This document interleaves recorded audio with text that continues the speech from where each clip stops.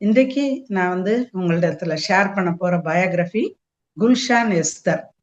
Gulshan Esther பாகிஸ்தான்ல உள்ள ஒரு முஸ்லீம் பெண். அவங்களுடைய வாழ்க்கை சரிதைத்தை தான் இன்னைக்கு நம்ம சொல்லலாம்னு யோசிக்கிறேன். அவங்க 1952 வருஷம் பாகிஸ்தான்ல உள்ள ஜாங்கி அப்படிங்கிற இடத்துல பிறந்தாங்க. அது லாகூர்ல இருந்து 250 கிலோமீட்டர் தள்ளி இருக்குது. அந்த இடத்துல அவங்க ஒரு பெரிய ஒரு பணக்கார முஸ்லீம் குடும்பத்துல பிறந்தாங்க. அவங்க அப்பா ஒரு அருமையான ஒரு இஸ்லாமிய சகோதரர். அவங்க ஒரு மத தலைவர், மிகப்பெரிய செல்வந்தர். அவர் அவங்க ஃபேமிலி முகமதுடைய மகள் ஃபாத்திமாவுடைய வழி வந்தவங்க, சையது இனத்தை சேர்ந்தவங்க, சையது பிரிவு. அதனால அவரு ஒரு பெரிய வியாபாரி வேற. அது பஞ்சு, பருத்தி, கோதுமை இது மூணுலயும் பெரிய ஒரு மெர்ச்சன்ட். அவர் அது மட்டும் இல்ல, அவர் ஒரு மத தலைவராகவும் இருக்கிறார்.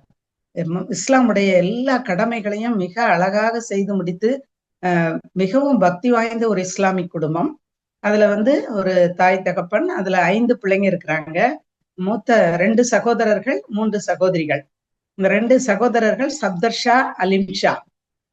அப்புறம் சகோதரிகள் ஆனிஸ் பிபி, சபீனா பிபி. இது கடைசியா குல்ஷான். 5 பேரு. இதுல கடைசி மகளா குல்ஷான் பிறக்கிறா. அவ 6 மாச பிள்ளையா இருக்கும் பொழுதே அவளுக்கு ஒரு விஷ காய்ச்சல், டைபாய்டு ஃபீவர் அதன் மூலமாக அவள் தன்னுடைய இடது கையையும் இடது காலையும் அது முடக்கிடுது. அது செயல் இழந்து போயிருது. அதனால அவளால அதை 2ஐயும் யூஸ் பண்ண முடியல. வளர வளர அந்த அங்கம் சின்னதா போயிருது. இவங்க மிக அருமையான இஸ்லாம் குடும்பங்கிறதுனால அவங்க இஸ்லாமுடைய 5 கடமைகளையே அப்படியே கை கொள்றவங்க. இஸ்லாமுடைய 5 கடமைகள் என்னன்னா, இமான், தேவன் ஒருவனே என்று நம்புவது. 2வது நமாஜ், 5 முறை மெக்காவுடைய டைரக்ஷனை பார்த்து தொழுகை நடத்தணும். 3வது ஜகத், ஆஸ்தியில 20ல ஒரு பகுதியை ஏழைகளுக்கு கொடுக்கணும். 4வது ரம்ஜான் மாதத்துல 40 நாள் உபவாசம் இருக்கணும். 5வது ஹஜ், வாழ்க்கையில ஒரு முறையாவது மெக்கா மதீனாவுக்கு புனித யாத்திரை செல்லணும். இதுதான் அந்த இஸ்லாமுடைய 5 தூண்கள் அப்படிங்கிற அந்த 5 கடமைகள். இதை மிகவும் அருமையாக கை கொள்கிறவங்க. இவள் 7 வயதா இருக்கிற வரைக்கும், 7 வயது முடியறதுக்குள்ளேயே அவ குர்ஆனை ஃபுல்லா படிச்சு முடிச்சுட்டா. அந்த அளவுக்கு. அது மட்டும் இல்ல, அதுல பாண்டித்துவமும் பெற்றா. அந்த அளவுக்கு அவளுக்கு டியூட்டர்ஸை வச்சு அவங்க அப்பா இஸ்லாமுடைய கொள்கைகளை மிகவும் அழகாக கற்றுக் கொடுத்திருந்தாங்க. அவ சிறு குழந்தையா இருக்கும் பொழுதே அவங்க அம்மா இறந்து போறாங்க. அவங்க அம்மா இறக்கும் போது அவங்க அப்பாவுடைய கையை பிடிச்சு, ஹாஜி, நம்மளுடைய சிறிய குல்ஷான் நிமித்தமா நீங்க திருமணம் செய்யக்கூடாது, ஏன்னா மாற்றாந்தையுடைய கொடுமைக்கு என்னுடைய சின்ன பிள்ளை ஆயிடக்கூடாதுன்னு சொல்லி வேண்டிக் கொண்டாங்க. அவங்க வேண்டிக் கொண்டதுக்கு அப்படியே அவங்க அப்பா உண்மையா இருந்தாரு. இஸ்லாமுடைய கொள்கைப்படி 5 மனைவிகளை ஒரு மனிதன் வைத்துக் கொள்ளலாம், ஆனா அந்த 5 பேருக்கும் பார்ஷியாலிட்டி காட்டாம அவங்கள பராமரிக்கணும் அப்படின்னு அவங்க குர்ஆன் அலோவ் பண்ணுது. ஆனா அவங்க அப்பா குல்ஷானுடைய அவங்க அம்மாவுடைய மரணத்திற்கு பிறகு அவங்க திருமணமே செய்யாம மிகவும் அருமையாக இந்த 5 பிள்ளைகளையும் வளர்க்கிறாங்க. இவ 14 வயதா இருக்கும் பொழுது இவங்க அவங்க அப்பாவுடைய ஏற்பாடு, அவளை ஹஜ் யாத்திரைக்கு கூட்டிட்டு போனோம். அதற்கு முன்பாக லண்டன் 1 மந்த்துக்கு முந்தைய ஹஜ் ஆரம்பிக்கிறதுக்கு முன்பாகவே 1 மந்த்துக்கு முன்பாகவே அவங்க லண்டனுக்கு போறாங்க. லண்டனுக்கு எதுக்கு போறாங்கன்னா, அங்க ஒரு பெரிய ஸ்பெஷலிஸ்ட் இருக்காரு, டாக்டர் டேவிட்னு. அவரோட ஒரு அப்பாயின்மெண்ட் வச்சிருக்கிறாங்க, ஒரு சர்ஜன். அவர்கிட்ட போய் இவளுடைய கைகளை காட்டி ஒரு நேர்த்தியான ஒரு சர்ஜரி பண்ணி அதன் மூலம் அவ சுகம் பெற்று நல்ல ஆன பிறகு அவளை ஹஜ்ஜுக்கு கூட்டிட்டு போனோம்னு அவங்க பிளான் பண்ணியிருக்கிறாங்க. அதனால 14 இயர்ஸா இருக்கும்போது அவளை லண்டனுக்கு கூட்டிட்டு போறாங்க. அவளுக்கு 2 தாதி பெண்கள். ஏன்னா இவளுக்கு ஒரு கையும் ஒரு காலும் இன்ஆக்டிவா இருக்கிறதுனால சமீலா, சீமான்னு 2 அருமையான தாதி பெண்கள் இருக்காங்க. 2 பேரும் சின்ன பிள்ளைங்க தான், இவளோட ஒரு 14 இயர்ஸ் அப்படி இருப்பாங்க. அவங்க நல்லா இவளை பார்த்துக்கிடுறாங்க. அவளுக்கு ட்ரெஸ் பண்றதுக்கு ஹெல்ப் பண்றது, அவளுக்கு சாப்பாடு கொடுக்கறது, எல்லாத்துலயும். அதனால அவளையும் அவங்களையும் சேர்த்து அவங்க கூட்டிட்டு போறாங்க. இவங்க 7 வயதா இருக்கும் போதே இவ குர்ஆனை படித்து பாண்டித்துவம் வாங்கியிருக்கிறா. அது மட்டும் இல்ல, இவ மிகவும் அருமையான ஒரு இஸ்லாம கொள்கைகள் எல்லாத்தையும் கடைபிடிக்கிற, ஜெபிக்கிற ஒரு அருமையான பிள்ளையாக அவளை வளர்த்திருக்கிறாரு. அது மட்டும் இல்ல, அவளை எல்லாம், அதாவது மெட்ரிகுலேஷன் சப்ஜெக்ட் அவ்வளவு படிக்கிற மாதிரி அவளுக்கு டீச் பண்ணியிருக்காரு. 14 இயர்ஸ்ல இருந்தே 7 இயர்ஸ்ல இருந்தே அவ எல்லாமே ஹிஸ்டரி, ஜியாகிரபி, சயின்ஸ் சப்ஜெக்ட்ஸ் எல்லாம், உருது, பாரசீகம் எல்லா மொழிகளையும் படிச்சு ரொம்ப அழகா பாண்டித்துவம் பெற்றிருக்கிறா. அவளுக்கு தனியா ஒரு டியூட்டர் போட்டிருக்காரு. அவ பேரு வந்து ரசியா. இந்த அம்மா ஒரு 10 கிலோமீட்டர் தள்ளி இருந்து டெய்லி வந்து அவளுக்கு டீச் பண்ணுவாங்க. அவளுக்குன்னு தனியா ஒரு டெலிவிஷன், ரேடியோ எல்லாம் வாங்கி கொடுத்துருக்குறாங்க. அவளை வந்து எல்லாத்துலயும் பாண்டித்துவம் பெற்று படிக்க வைத்திருக்கிறாங்க அவங்க அப்பா. ஏன்னா அவ ஸ்கூல்ல போய் படிக்க முடியாதுங்கிறதுனால. ஆக இவங்க வந்து இவ்வளோ ஆக்ஷன் இருந்தாலும் அவளுக்கு சுகம் கிடைக்காததுனாலதான் 14 இயர்ஸ்ல அவங்க வந்து லண்டனுக்கு கிளம்புறாங்க. பாகிஸ்தான் சர்வதேச விமானத்துல அவளுடைய 2 தாதி பெண்களோட அவங்க அப்பாவும் அவளும் சேர்ந்து ஹீத்ரோ ஏர்போர்ட்ல வந்து இறங்குறாங்க. இறங்கி அவ 14 இயர்ஸா இருக்கும்போது இறங்கும் பொழுது அது லண்டன்ல வந்து ஒரு அழகான ரூம் புக் பண்ணி ஒரு நல்ல ஒரு ஹோட்டல்ல ரூம் எல்லாருக்கும் 3 பேர், இவங்க 3 பேருக்கும் ஒரு ரூம், அவங்க அப்பாவுக்கு தனியா ஒரு ரூம்ல. ஆக அந்த ரூம்ல இருக்கும்போது டாக்டர் டேவிட் வர்றாரு. வந்து அவளுடைய அந்த இடது கையையும் இடது காலையும் டெஸ்ட் பண்ணி பார்த்துட்டு அவரு சொல்றாரு, இது வந்து மருத்துவத்தினால இதை சுகப்படுத்த முடியாது, ஜபம் ஒன்றுதான் இதற்கு மருந்து அப்படின்னு சொல்லிட்டு போயிடுவாரு. அதனால அவளுடைய கண்கள் கலங்கிரும். ஏன்னா ஒரு நல்ல பெஸ்ட் மெடிக்கல் ட்ரீட்மெண்ட்டுக்காக நம்ம போயிட்டு இருக்கோம்னு நம்பிக்கையோட வந்தா. ஆனா அவங்க அப்பாவும் அவரும் 2 பேருக்குமே அதிர்ச்சி தான். அவங்க அப்பா அவ சொல்றா அவங்க அப்பாட்ட, ஒரு தேவனை அறியாத ஒரு மனிதன் ஜெபம்னு சொல்றாருப்பா அப்படின்னு ஆச்சரியப்படுவா. ஆனா உண்மையாகவே அவங்க அப்படிதான் கிறிஸ்டியன்ஸ வந்து 3 கடவுள்களை வணங்குகிறவங்க, தெய்வ பக்தி இல்லாதவங்க அப்படின்னு தான் அவங்க நினைக்கிறாங்க அவங்க. அதனால அவ அப்படி சொல்லுவா. ஆனாலும் அவங்க அப்பா சொல்லுவாருங்க, இறைவன் உன்னை கண்டிப்பா ஒரு நாள் குணமாக்குவாருமா. அந்த டாக்டர் சொன்னபடியே ஜெபம் நம்ம ஜெபிப்போம், நம்ம வந்து ஹஜ் யாத்திரைக்கு போவோம் அப்படின்னு சொல்லிட்டு அவங்க அடுத்தபடியா ஹஜ்ஜுக்கு கிளம்புவாங்க. ஆனா 1 மந்த்துக்கு முந்தையே அவங்க வந்ததுனால எத்தாங்கிற இடத்துல அவங்க அப்பாவுடைய ஃப்ரெண்டு, பிசினஸ் பார்ட்னர் இருப்பாரு. அவர் வீட்டுல ஷேக் அவர்கிட்ட தங்கி இருப்பாங்க. ஒரு வீட்டுல, ஒரு வீடு, பெரிய வீடு, மிகப்பெரிய பங்களா. அவங்களுக்கு தனியா ஒரு கார் கொடுத்து குவாசிங்கிற டிரைவரை போட்டு அவங்க போயிட்டு இருப்பாங்க. அவங்க எங்க வேணாலும் சுத்தி பார்க்கலாம் அப்படின்னு 1 மந்த் அவங்க வீட்டுலதான் அவங்க ஸ்டே பண்ணியிருப்பாங்க. அதுக்கப்புறம் ஹஜ் ஆரம்பிக்கும் போது அவங்க வந்து மெக்காவை நோக்கி டிராவல் பண்ணுவாங்க. மெக்காவுக்கு போகும்போது இவங்களோட சேர்ந்து நிறைய பேர் எத்தாவுல இருந்து ஹஜ்ஜுக்கு போயிடறவங்க எல்லா தேசத்து மக்களும் அங்க இருந்துதான் போனோம். அதனால எல்லாரும் அது வழியா போகும் பொழுதே அவங்க அந்த பிரேயரை சொல்லிக்கிட்டே லா இல்லாஹு இல்லல்லாஹ் முகமது ரசூல்லா அப்படின்னு அப்படியே பாடிக்கிட்டே போவாங்க. பணக்காரங்க எல்லாம் கூட நடந்து கூட போவாங்க. நிறைய பேர் அவங்க இதையோ பெருமைகளையோ எதையும் காட்டக்கூடாதுன்னு 15 கிலோமீட்டர்ஸ் இருக்கும்போதே அவங்கள தடுத்து நிறுத்திடுவாங்க. இஸ்லாம் மதத்தை சேராத வேற யாரும் அதுக்குள்ள போயிடக்கூடாதுங்கிறதுல எல்லாரையும் செக் பண்ணி தான் அனுப்புவாங்க. அதுக்கப்புறம் உள்ள போன பிறகு அவங்க அப்பா ஏற்கனவே சொல்லியிருப்பாங்க, அங்க நமக்கு வந்து வீட்டுல இருக்கிற மாதிரி சொகுசு மெத்தெல்லாம் இருக்காது, கயிறு கட்டில தான் படுக்கணுமா அப்படின்னு சொல்லியிருப்பாங்க.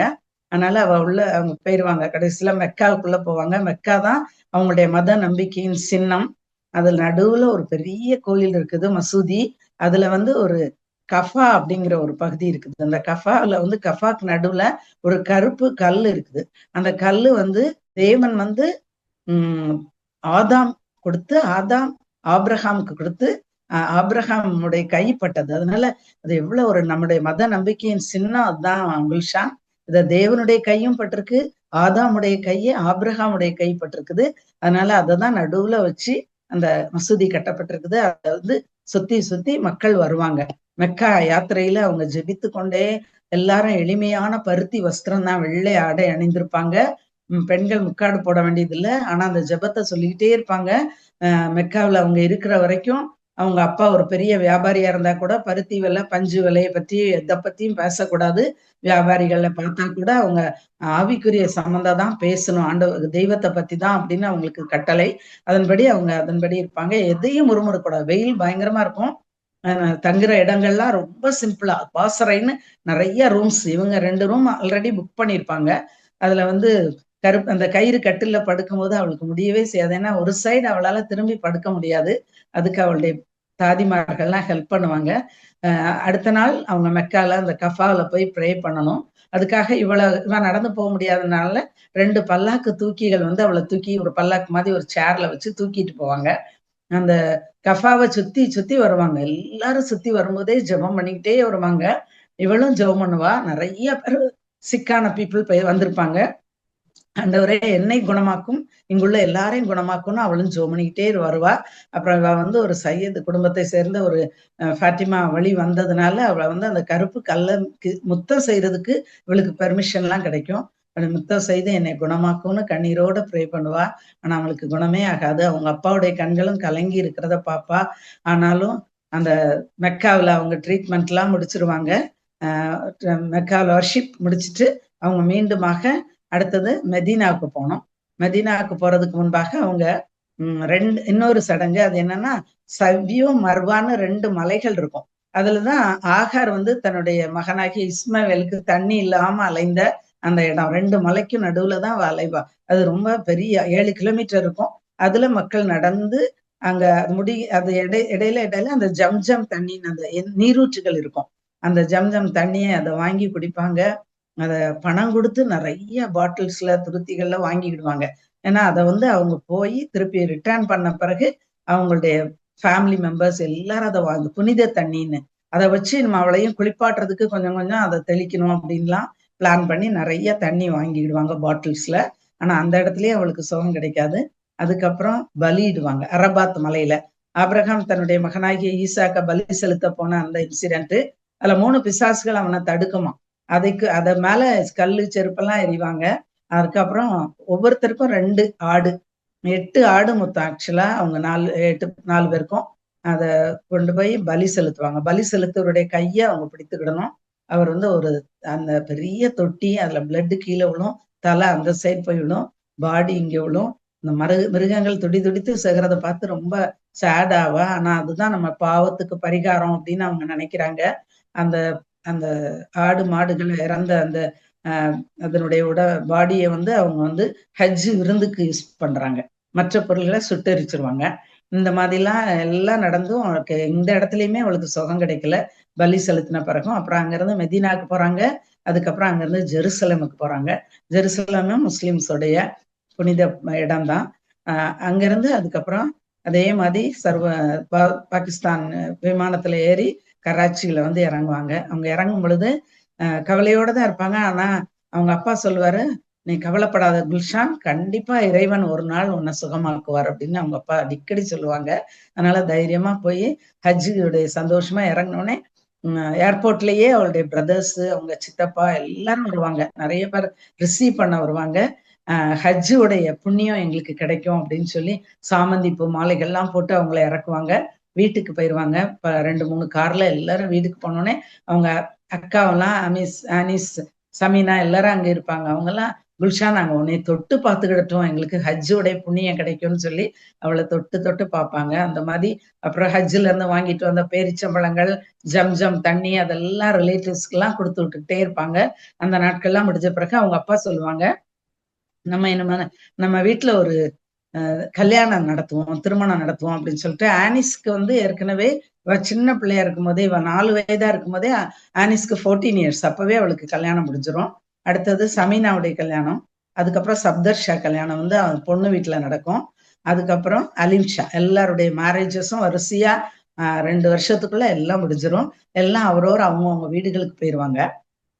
போன பிறகு இவளுக்கு வந்து 16 வயதாயிரும். 1968 அந்த வருஷத்துல அவங்க அப்பாவுக்கு வந்து ரொம்ப சிக்காயிருவார். இவளுக்கு வந்து அப்ப 16 வயசுதான்.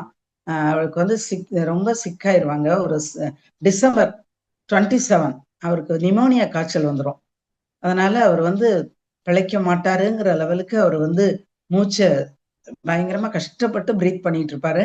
டாக்டர்ஸ் எல்லாம் வந்து பார்த்துட்டு செஸ்ட்ல ஃபுல்லா பிளம் அடைச்சிருச்சு, அவங்களால அந்த டைம்ல அதை குணமாக்க முடியல.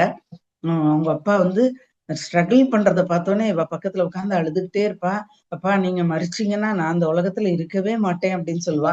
ஆனா அவங்க அப்பா அவ கையை பிடிச்சு சொல்லுவாங்க, இல்லம்மா நான் மறித்து போனாலும் நீ வந்து சூசைட் பண்ணவே கூடாது. ஏன்னா நம்ம வந்து நம்ம அம்மாவோட நம்ம மகிழ்ந்திருப்போம்.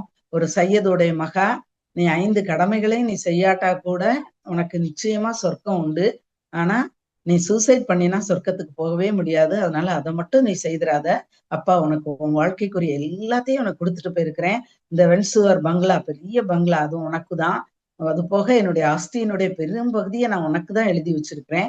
நீ 100 வேலைக்காரங்களை கூட வச்சு நீ சமாளிக்கலாம். அது போக சின்னம்மாவும் சித்தியும் சித்தியும் சித்தப்பாவும் உன்னை பக்கத்திலே இருந்து பாத்துக்கிடுவாங்க. நீ எதுக்கும் கவலைப்படாத, உன்னுடைய தாதிமார்கள் எல்லாம் உன்னை பாத்துக்கிடுவாங்க அப்படின்னு சொல்லி அவங்க அப்பா ஆறுதல் சொல்லுவாங்க. அவங்க அண்ணன்மாரு அக்கா எல்லாம் சுத்தி நிப்பாங்க. சப்தர்ஷா அழுவாரு. ஒரு பயங்கரமான இரக்கமில்லாத ஒரு வியாபாரி அவங்க அண்ணன், மூத்த அண்ணன் சப்தர்ஷா. அப்பா நீங்க என்னை விட்டு போனீங்கன்னா நாங்க எங்களுக்கு நம்பிக்கையே கிடையாது அப்படின்னு சொல்லி அழுறத அவ பார்த்து ரொம்ப ஆச்சரியப்படுவா. எல்லாரும் அழுவாங்க. ஆனா அவங்க அப்பா கடைசியில மரித்தே போயிருவாங்க. மரித்து போனோடனே இவளுடைய நம்பிக்கையே போயிடும். ஏன்னா இவளுக்கு மெட்ரிகுலேஷன் பாஸ் பண்ணியிருப்பா, ரஷ்யா இவளுக்கு எல்லாம் டீச் பண்ணியிருப்பா. ஆனா அவளுக்கு 2 தாதி பெண்கள் இருக்காங்க, அக்காமார் இருக்காங்க, அண்ணன்மார். ஒவ்வொருத்தர் கையையும் பிடிச்சு அவங்க அப்பா ப்ராமிஸ் வாங்குவாங்க. உன்னுடைய தங்கையாகி குஷானே நீ நல்லா பாத்துக்கிடணும், அவளுடைய ஆஸ்தி எல்லாம் நான் எழுதி வச்சிருக்கதை அவளுக்கு கொடுக்கணும், கடைசி வரைக்கும் அவளை நீங்க நல்லா பாதுகாத்துக்கொள்ளணும்னு 4 பேர்ட்டையும் அவங்க அப்பா ப்ராமிஸ் வாங்கிட்டு தான் மரித்து போவாங்க. ஆனா அவங்க அப்பா மரித்த அடக்கம் பண்ண அன்னைக்கு அவளுக்கு நைட்டு தூக்கமே வராது. நான் எதுக்கு இந்த உலகத்துல வாழணும்? நான் அப்படி என்ன பாவம் செய்தேன்? 6 வயதுல என்னை முடமாக்குனீங்க. எனக்கு சிறு வயசுல 1.5 வயதா இருக்கும் போதே எங்க அம்மா மரித்து போனாங்க. இப்ப எனக்கு 16 வயதாகும் போது அப்பாவையும் எடுத்துக்கிட்டீங்க. எனக்கு என் வாழ்க்கையில என்ன நம்பிக்கை என்ன? என்னுடைய ஒரே வழிகாட்டி எங்க அப்பா தான். அவங்களே நீங்க எடுத்துட்டீங்க. நான் உயிரோட வாழவே மாட்டேன். நான் நிச்சயமா மரித்து போவேன். எனக்கு வாழ்றதுக்கு நம்பிக்கையே இல்லை அப்படின்னு அழுதுகிட்டே இருப்பாட்டே. ஒரு 3 ஹவர்ஸ் கண்ணீரோட அழுவா. அவளுக்கு பயங்கர தலைவலி வரும். அதுக்கெல்லாம் மருந்தெல்லாம் போட்டு சூடா பால்லாம் அவங்களுடைய தாதி பெண்கள் கொடுப்பாங்க. ஆனாலும் நைட் ஃபுல்லா அழுதுட்டு இருப்பா. அவள் அப்படி அதிகமா அழுதுகிட்டு இருக்கும்போது அவளுக்கு ஒரு குரல் கேட்டுச்சு. அது என்ன குரல்னா, நான் உன்னை மரிக்க விட மாட்டேன், நான் உயிரோடு காத்துக்கொள்வேன் அப்படின்னு. உடனே என்னை மரிக்க விட மாட்டீங்களா? அப்ப நீங்க யார் அப்படின்னு கேட்ட உடனே அந்த குரல் சொல்லும், குருடருக்கு பார்வையை கொடுத்தது யார்? குஷ்டரோகிகளை சுகமாக்கியது யார்? மரித்தோரை உயிரோடு எழுப்பினது யார்? நானே இயேசு. என்னை குறித்து நீ குர்ஆன்ல சூரா மரியாம் அப்படிங்கிற சாப்டர்ல நீ படித்து பார் அப்படின்னு சொல்லிடும். சொன்ன உடனே இவளுக்கு ஒரு நம்பிக்கை வந்துடும். ஆகா, தேவனை கிட்டி சேர்ந்த மாதிரி இவளுக்கு ஒரு நம்பிக்கை வரும். தன்னுடைய குரலை ஒரு தேவன் கேட்கிறாருங்கிற ஒரு நம்பிக்கை வரும். தனக்கு சுகமளிக்க முடியும், சுகம் கிடைக்க முடியுங்கிற ஒரு நம்பிக்கை வரும். உடனே அந்த அந்த கேட்ட குரலையே மெடிடேட் பண்ணிட்டு இருப்பா. அடுத்த நாள் நிறைய சடங்குகள் வீட்டுல நடக்கும். அவங்க அப்பா அடக்கம் பண்ண பிறகு அவங்க 40 days துக்கம் அனுஷ்டிப்பாங்க. அண்ணன்மாரெல்லாம் வந்திருப்பாங்க. அவங்க அண்ணனுக்கு அடுத்தாப்புல மத தலைவரை அவரை சூஸ் பண்ணுவாங்க. எல்லாம் நடக்கும். எல்லா ப்ரேயர் எல்லா மீட்டிங் எல்லாம் முடிஞ்ச பிறகு அவங்க சின்னம்மாட்ட கூப்பிட்டு எனக்கு ஒரு அழகான உருது மொழியில உள்ள குர்ஆன் வாங்கிட்டு வாங்க அப்படின்னு சொல்லி அனுப்புவா. உடனே அவங்க வாங்கிட்டு வருவாங்க. அதுக்கு ஒரு பச்சை பட்டு உரையை எடுத்து அதுக்கு அவங்க ஊடு சடங்குகள்லாம் செய்துட்டு தான் அதை கிஸ் பண்ணி அதை மேல வச்சிருவாங்க. குர்ஆன் கீழெல்லாம் இருக்காது. அவங்க எப்பவுமே எல்லா ஷெல்ஃபுக்கும் மேல வச்சிருப்பாங்க. பயபக்தியா எடுத்து ராத்திரி எல்லாரும் தூங்கின பிறகு சூரா மரியாம் சாப்டரை பாக்குறா.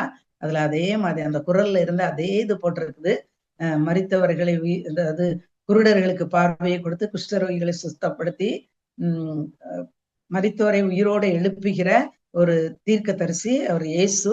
அவர் திரும்பி வரப்போகிற ஒரு தீர்க்கதரிசின்னு போட்டிருக்குது. உடனே அப்ப இந்த தீர்க்கதரிசியை பத்தி நம்ம குர்ஆன்ல இவ்வளவு போட்டிருக்குது. ஆனா ஏன் அவரை நமக்கு இவ்வளவு நாள யாருமே சொல்லி கொடுக்கலன்னு இவ ரொம்ப ஆச்சரியப்படுவா. ஆனா அவ எவ்வளவுக்கு எவ்வளவு அவரை பற்றி பேச யோசிக்க ஆரம்பிச்சாலோ அதுல இருந்து அவ ஜபத்துல இயேசுவே என்னை குணமாக்கும்னு கேட்க ஆரம்பிச்சிருவா.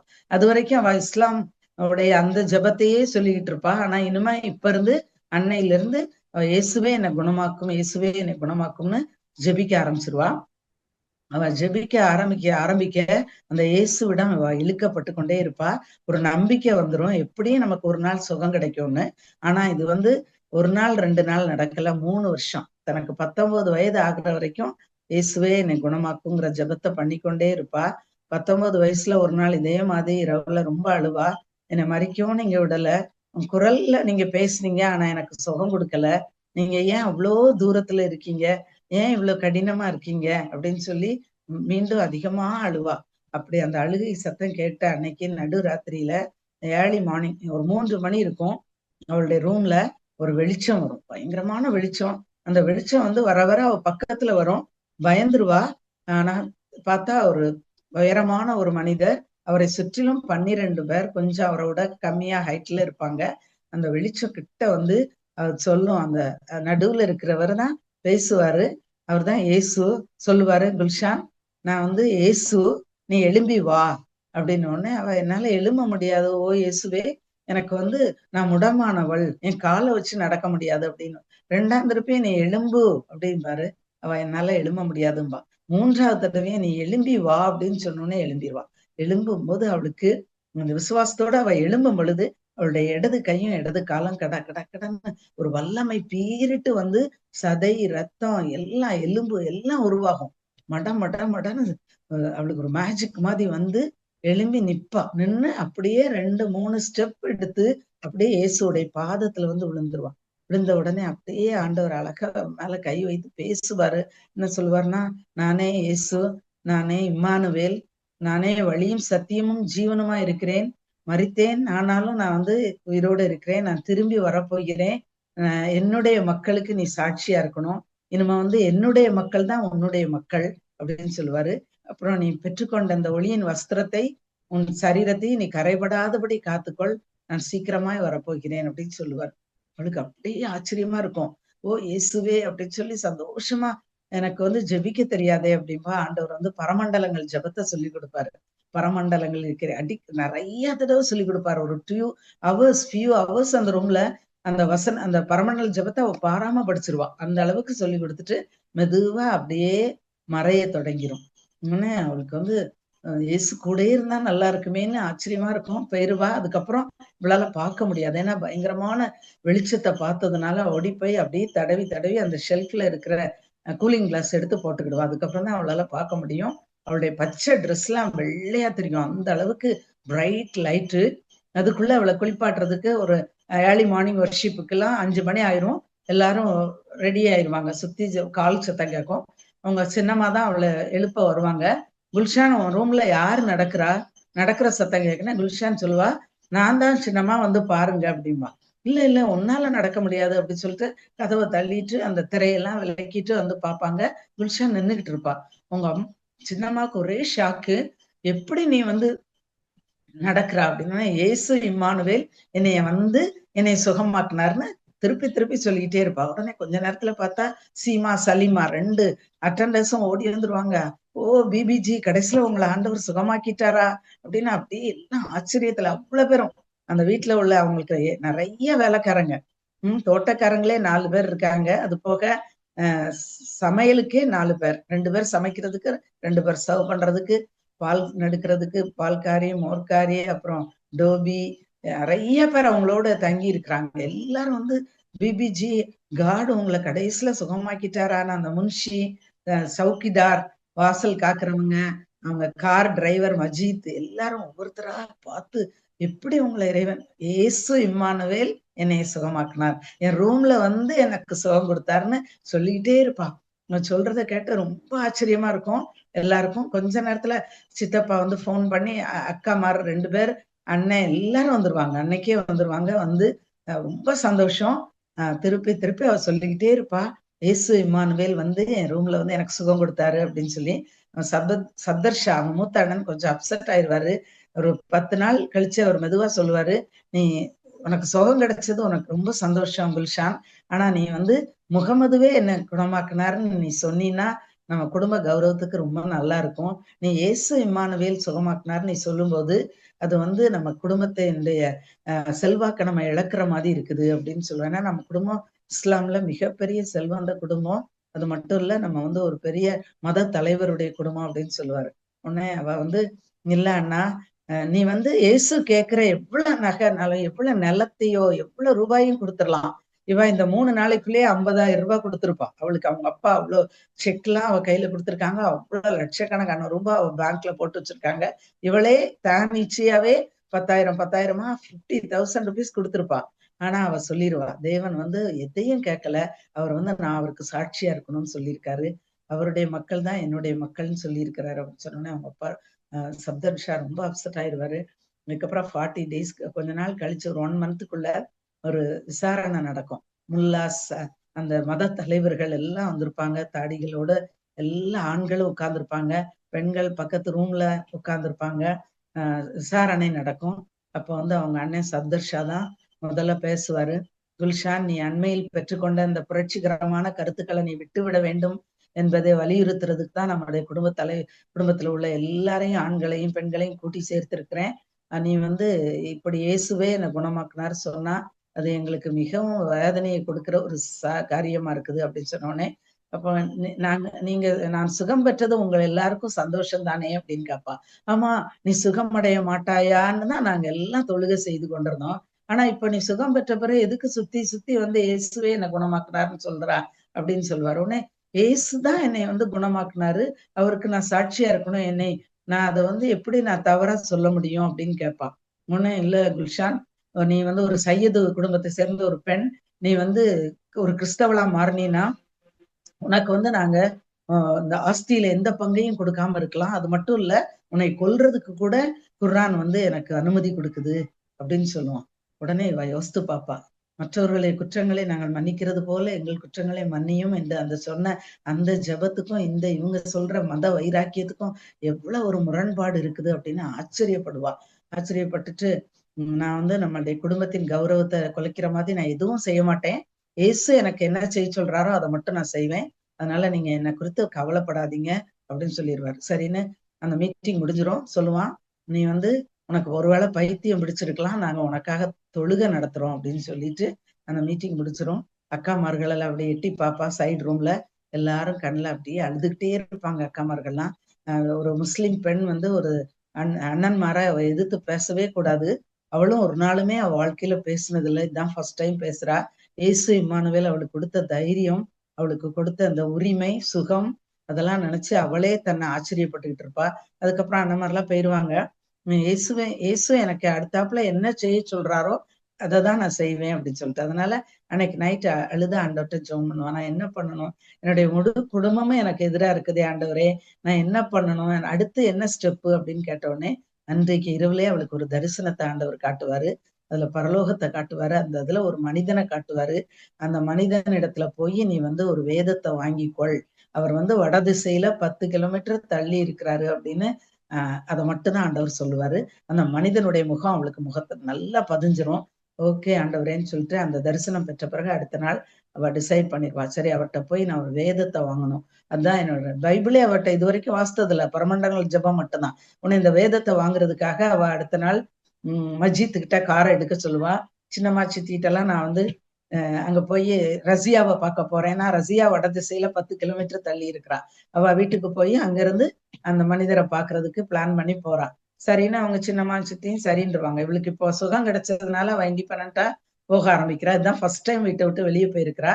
அடுத்த போய் நேரா ரசியாட்ட சொல்லுவா, சொல்லி நான் இங்க ஒரு இடத்துக்கு போக வேண்டியது இருக்கு அவசரமானு. மஜித்தை மத்தியானம் சாப்பிட்ட பிறகு காரை கொண்டு வாங்கன்னு சொல்லிட்டு நேரா போய் ரோட்ல போய் நிப்பா. ஒரு டோங்கா குதிரை வண்டி, பயங்கர சக்கடா வண்டி மாதிரி இருக்கும், அதை ஒரு வயசானவர் ஓட்டிட்டு வருவாரு. அந்த டோங்கா குதிரையில அந்த கிறிஸ்தவ கோயில் இங்க பக்கத்துல இருக்குதா, என்னை அங்க கூட்டிட்டு போங்க அப்படின்பா. உடனே ஆமா, கச்சாரி தெருவுல ஒரு கோயில் இருக்கு, பழைய கோயில், ஆனா அது பழைய பாகிஸ்தான் அப்படின்பா. பரவாயில்ல அங்க கூட்டிட்டு போங்கன்னு போயிரு. அதுல ஏறி உட்கார்ந்துருப்பா. பர்காவை ரசியா வீட்டிலேயே போட்டு மறந்துடுவா. முதல்ல அவ வாழ்க்கையில பர்தா இல்லாம ஒரு ஓப்பன் வண்டியில போறதை பார்த்தா நம்முடைய அண்ணன்மாரெல்லாம் என்ன நினைப்பாங்கன்னு ஆச்சரியத்துல போவா. ஆண்டவர் அவளுக்கு கொடுத்த தைரியத்தையும் துணிச்சலையும் நினைச்சு ஆச்சரியப்படுவா. அங்க போய் ஒரு மனிதர் இருப்பாரு, கரெக்டா அந்த கோயிலுக்குள்ள போய் சர்ச் பக்கத்துல ஒரு வீடு இருக்கும், அதுல ஒருத்தர் குனிந்து வேலை செஞ்சுட்டு இருப்பாரு. இவ போய் நின்ன உடனே அவரை எட்டி பார்ப்பாரு, தலையை நிமித்துவாரு. கரெக்டா பரலோகத்துல அவர் பார்த்த அதே விஷன்ல அவ பார்த்த அதே முகம். நான் உங்ககிட்ட ஒரு வேதாகமத்தை வாங்க வந்திருக்கிறேன் அப்படின்னு சொல்லுவா. உடனே வேதாகமத்தை வாங்க வந்திருக்கியா, நீ யார், உன்னுடைய மதம் என்னன்னு கேட்பா. நான் ஒரு இஸ்லாம் மதத்தை சேர்ந்தவள், நான் இங்கே ஜாங்கில இருக்கேன்னு. உடனே நீ போய் உன் வீட்டுல போய் உன் குர்ஆனை எடுத்து படி, நான் வேதத்தை படிக்கிறது எனக்கு நல்லது, குர்ஆனை படிக்கிறது உனக்கு நல்லதுன்னு சொல்லுவாங்க. உடனே இவளுக்கு அப்படியே அப்செட் ஆயிடுவா. ஏன்னா ஒரு பைபிளை கொடுக்க கூடாது ஒரு முஸ்லிம்க்கு, அதுதான் அங்க உள்ள சட்டம். உடனே அவ வந்து கண்ணுல அப்படி கண்ணீர் வந்துடும். தன்னுடைய சாட்சியை ஃபுல்லா சொல்லுவா. இதை கேட்ட உடனே 1 hour அப்படி அதை கேட்ட உடனே அவர் சொல்லுவாரு, சரி ஆனா கூட ஆண்டவர்கிட்ட கேட்காம நான் உனக்கு கொடுக்க மாட்டேன்னு சொல்லிட்டு உள்ள போய் ப்ரே பண்ணுவாரு. ரொம்ப நேரம் கழிச்சு ஒரு நியூ டெஸ்டமெண்ட்டையும் கார்த்தீஜின் ரத்த சாட்சிகள்ங்கிற புக்கையும் எடுத்துட்டு வந்து அவர்கிட்ட கொடுப்பாரு. ஆண்டவர் என்கிட்ட அந்த புக்கை கொடுக்க சொன்னாரு, ஆனா ஒண்ணு நினைச்சுக்க, நீ நீ பண்ண போற பயணம் வந்து சாதாரண பயணம் இல்ல. உன்னுடைய உயிரே போகலாம். நீ மொல்லாட்டா உனக்கு நிறைய ஆபத்து வரலாம். ஏன்னா நீ இந்த புஸ்தகத்தை வாசித்தீன்னா உன்னுடைய அண்ணன்மாரு விரும்பவே மாட்டாங்க. உன்னை கொலை செய்யறதுக்கும் முயற்சிப்பாங்க. அதனால கவனமா இருந்துக்க அப்படின்னு சொல்லி இந்த புக்கை கொடுத்து அன்னைக்கே போய் அந்த ராத்திரி கதவை பூட்டிட்டு எல்லாரும் தூங்கின பிறகு புதிய ஏற்பாடை வாசித்துக்கிட்டே இருப்பான். வாசிக்க வாசிக்க இயேசு இம்மானுவேலும் அந்த 12 சீஷர்களும் அப்படியே அவ வந்தது அதுல அப்படியே போட்டிருக்கோம். பரமண்டலங்கள் செபம் எல்லாம் இதை பார்த்து அவ சொல்லுவா, தண்ணீர் இல்லாத ஒருத்தனுக்கு தண்ணீர் குடிக்க கிடைச்சா எப்படி இருக்குமோ, கடுமையா அழுற ஒரு சின்ன பிள்ளைக்கு பால் கொடுத்த உடனே எப்படி சந்தோஷமா இருக்குமோ, தவிட்ட தின்னுகிட்டு இருந்த ஒரு மனிதனுக்கு பணியார கிடைச்சா எவ்வளவு சந்தோஷமா இருக்குமோ அப்படி இருந்துச்சு. இதுல ஜீவன் இருந்துச்சு, இதுல இயேசு இருந்தாரு அப்படின்னு அதை வாசித்துக்கிட்டே இருப்பான். வாசித்து மார்க்குக்கு 1ஆம் அதிகாரம் வரும் பொழுது அதுல வந்து ஞானஸ்நானம் எடுத்தாருன்னு போட்டிருக்கோம். உன்னை நான் எப்படியும் இயேசு இம்மானுவேலுக்கா நான் ஞானஸ்நானம் எடுக்கணும் அப்படின்னு சொல்லிட்டு திருப்பியும் அதே மாதிரி ரசியாட்ட போய் அங்கிருந்து டோங்கா வண்டியில அதே கச்சாரி ரோட்டுக்கு போய் அதே மனிதர்கிட்ட எனக்கு ஞானஸ்நானம் கொடுங்கன்னு கேட்பான். உடனே நாங்க ஞானஸ்நானம் கொடுக்கறது இல்ல, லாகூருக்கு போனோம். 250 கிலோமீட்டர்ஸ் இருக்கு. அங்க வந்து ஒரு மெதடிஸ்ட் சபை இருக்கு. அதுல வந்து ரெவரண்ட் அஸ்லாம் கான் அவர் தான் கொடுப்பாரு. நான் உனக்கு ஞானஸ்நானம் கொடுக்க மாட்டேன். 2வது நீ ஞானஸ்நானம் எடுத்தா உனக்கு எவ்வளவு பயங்கரமான ஆபத்துகள்ங்கிறதெல்லாம் உனக்கு தெரியணும்னு, எந்த ஆபத்து வந்தாலும் பரவாயில்ல, உன்னுடைய சொத்து எல்லாத்தையும் நீ இழக்கணும்னாரு. ஓகேன்னு சொல்லிடுவான். ஆனா அதுக்குள்ள அவர் ஒய்ஃப் வந்துருவாங்க. வந்து அவளை அப்படியே கட்டி பிடிச்சிட்டு, குல்ஷான் நான் உன்னை கூட்டிட்டு போறேன், நான் லாகூருக்கு, நான் உனக்கு ஞானஸ்நானம் வாங்குறதுக்கு உதவி செய்யறேம்மா, நான் உனக்காக என்னமும் செய்ய ரெடியா இருக்கேன்னு சொல்லி அன்பா அணைத்துக் கொள்வாங்க. ஆக அவ திருப்பி ரிட்டர்ன் வந்து அவங்க வீட்டுக்கு வருவா. சின்னம்மா, சித்தி, சித்தப்பா எல்லார்ட்டையும் அவ வந்து பெர்மிஷன் வாங்குவா. வாங்கிட்டு அவ சொல்ல முடியாது, அவ சொல்ல மாட்டா ஞானஸ்நானம் வாங்க போறேன்னு. ஆனா அவ வந்து நிறைய செக் எழுதி கொடுத்துருவா. நான் எப்போ வருவேன்னு தெரியாது, நான் ஒரு இடத்துக்கு போறேன் அப்படின்னு சொல்லிட்டு அவங்க அப்பா ரூமுக்கு போவா. அவங்க அப்பாவுடைய படம், பெரிய படம், அவங்க அப்பாவுடைய அழகான முகத்தை பார்க்கா.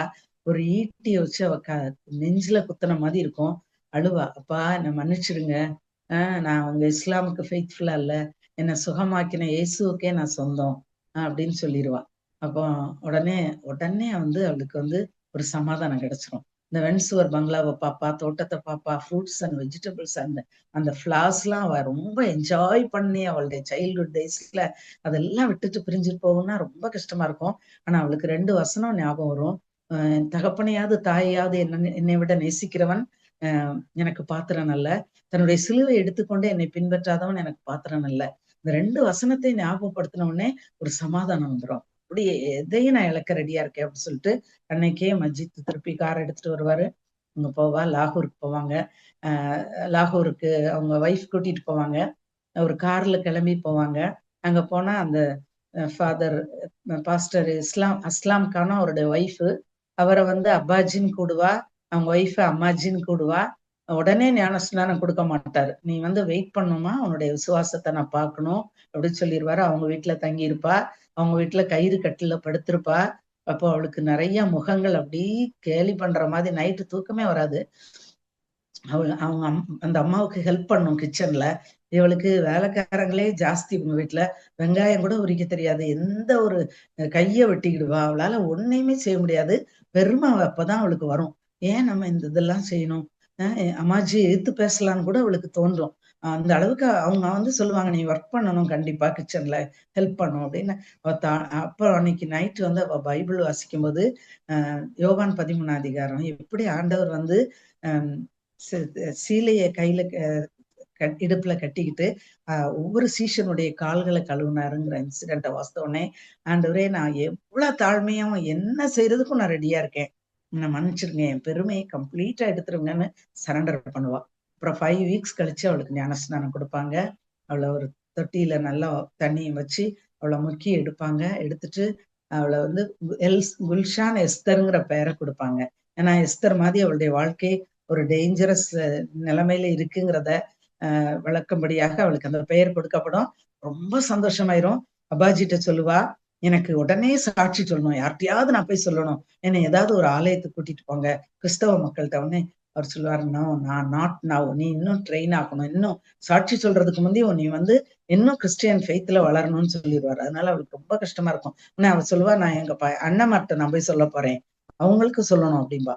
உன்னை குல்ஷான், நீ அந்த முடிவு இப்ப எடுக்காத, நான் உனக்கு ஒரு ஸ்கூல்ல உன்னை சேர்த்து விடுறேன்னு சூரியோதயா கண் தெரியாதவர் பாடசாலைன்னு ஒரு இதுல சேர்த்து விடுவாரு. அதுல 40 சின்ன பையங்க, கண் தெரியாத பையங்க, அவங்களுக்கு வந்து தட்டு கழுவுறதுக்கு, பெட் விரிக்கிறதுக்கு, சாப்பாடு சாப்பிடுறதுக்கெல்லாம் ஹெல்ப் பண்ணு அப்படின்னு சொல்லி அவளை அனுப்பிடுவாரு. அதுல ரொம்ப சந்தோஷமா இருப்பா. அதுல இருந்த நாட்கள் மிக மகிழ்ச்சியா இருப்பா. ஏன்னா அந்த பையங்களோட ஜீசஸ் கதையை சொல்லுவாங்க. அங்க ஓப்பனா சொல்லக்கூடாது. அதனால உவமைகள் எல்லாம் சொல்லிக்கிட்டே இருப்பா.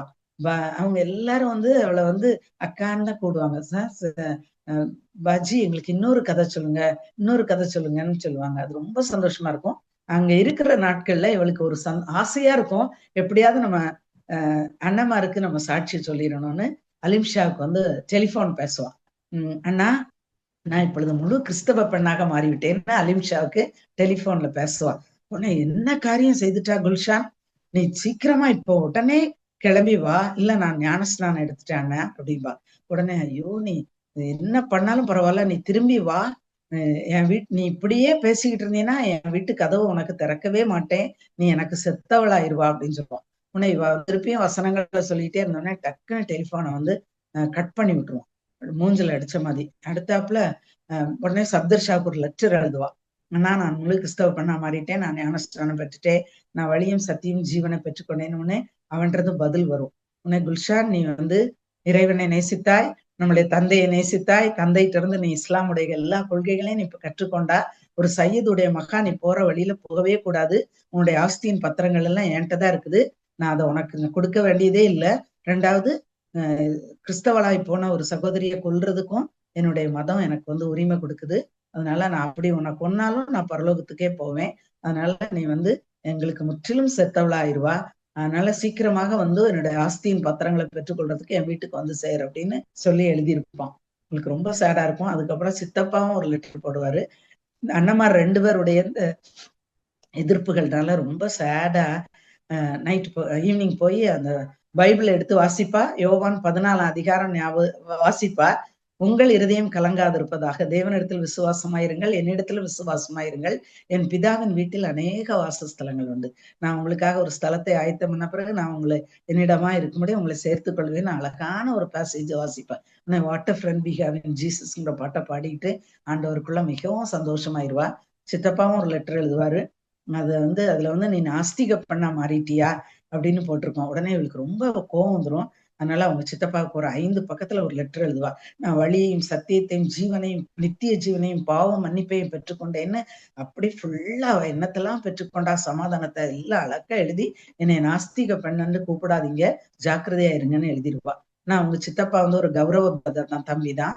அதனால அவரு பயந்து போய் அவங்க வீட்டுல நடந்த எல்லா குழப்பத்துக்கும் அவர் தான் காரணம்னு சப்தர்ஷா அவளை குற்றப்படுத்தினதுனால அவர் வந்து தன்னுடைய பேக்கேஜ் எல்லாம் கட்டிக்கிட்டு வீட்டை விட்டே ஓடி போயிடுவார்னு கேள்விப்படுவா.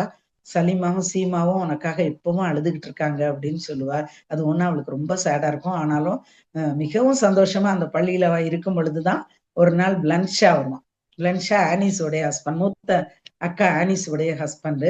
அவர் வந்து என்ன சொல்லுவாருன்னா, ஆனிஸ் வந்து சாகுற நிலையில இருக்கிறா குல்ஷான், நீ தயவு செய்து சீக்கிரமா வந்துரு, நீ வரணும், உன்னை பார்க்கணும்னு உன் பேரையே சொல்லிக்கிட்டு இருக்கா நீ அப்படின்னு கூடாரு. இவளுக்கு ரொம்ப ஆச்சரியமா இருக்கும். அடைத்து போயிட்டுன்னு நம்ம நினைச்ச கதவு வந்து திறக்குதே அப்படின்னு சொல்லிட்டு ஜோம் பண்ணுவான். ஆண்டவர்கிட்ட கேட்பா, ஆண்டவர் நீ போ, நான் அவளை மறிக்க மாட்டேன், அவளை உயிரோட காத்துக்கொள்வேன்னு சத்தம் கேட்கும். உடனே வருவான். கண்டிப்பா வீட்டுக்கு கூர்ஜரத்துக்கு போய் போன உடனே, ஆனா ஆக்சுவலா இவன் போறதுக்குள்ளேயே அனிஸ் மறித்துருவா. அவளை குளிப்பாட்டி அந்த காஃபின் பாக்ஸ்ல வச்சிருப்பாங்க. எல்லாரும் சுத்தி அழுதுகிட்டு இருப்பாங்க. இவ போய் சொல்லுவா, அவ மறிக்கல, அவ உயிரோட தான் இருக்கான்னு. இது ஏற்கனவே இதுக்கு பைத்தியம், இப்ப ரொம்ப பைத்தியம் அவளை ஒரு ரூம்ல அடைச்சு போட்டுருவாங்க.